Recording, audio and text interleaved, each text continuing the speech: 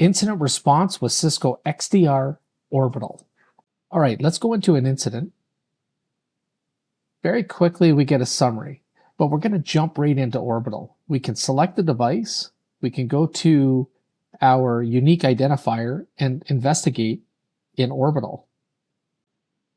We have over 500 plus templates in the catalog. Now we can search this based on operating system, like Linux, Mac,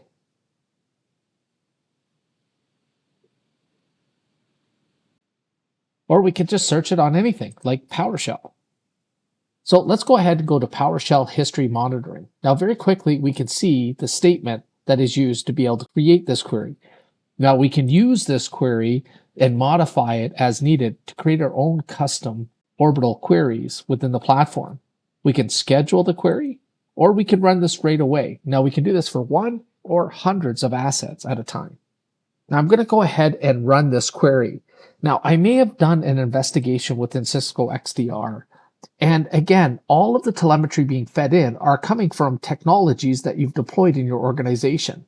Now these are coming in the forms of events, but I may want to look at some additional detail to get better context. And here I did notice that maybe there was some PowerShell activity, but I want to see if there's other activity around PowerShell that may not have been identified.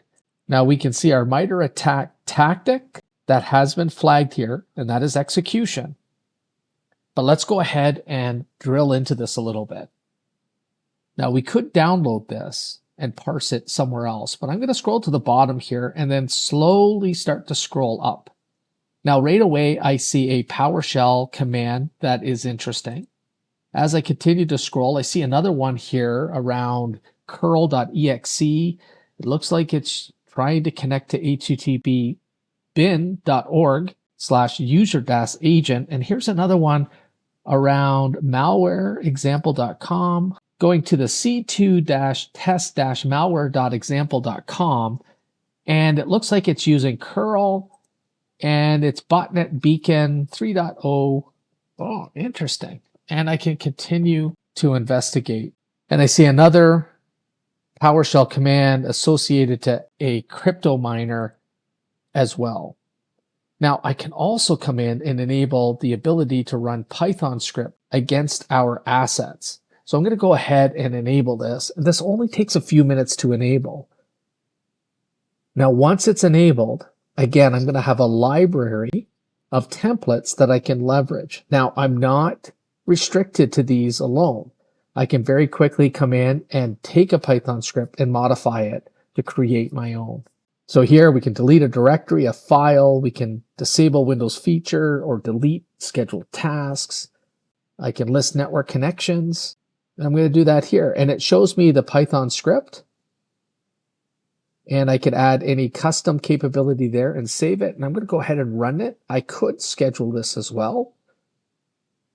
And within a few moments, I can see any active connection on that system. Now, what's interesting, in an investigation, I may want to see if there's some level of active connectivity with the adversary itself. Maybe I have not identified in other defensive capabilities I have in my organization. Here, I can see it live. I can pull this list of network connections down and I can review them. If I'm happy with it, great. If not, I can take action. I can download this as JSON or CSV as well. We can see the results of all of our scans. We can also see our devices and which ones have Orbital enabled and when they've been last seen.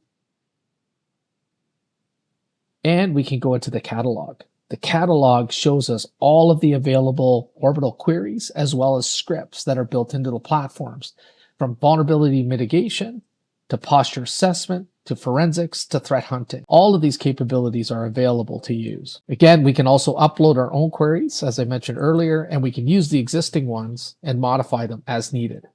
Pretty powerful capability if you want to expand your investigations.